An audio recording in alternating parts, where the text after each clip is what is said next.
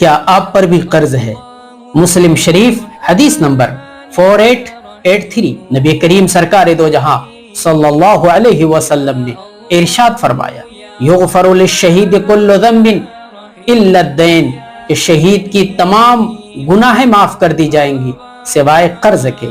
यानी जब एक इंसान अल्लाह के रास्ते में शहीद होता है, खून का कतरा जमीन पर गिरने से पहले माफी का परवाना लिख दिया जाता है।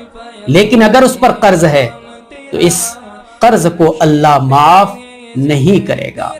इसीलिए एक हदीस पाक में नबी करीम सल्लल्लाहु अलैहि वसल्लम ने इरशाद फरमाया, एक शख्स अगर अल्लाह के रास्ते में कत्ल किया गया, फिर जिंदा किया गया, फिर कत्ल किया गया, फिर जिंदा किया गया, फिर कत्ल किया गया, फिर जिंदा किया गया, लेकिन उस पर कर्ज है, यह शख्स जन्नत में दाखिल नहीं होगा।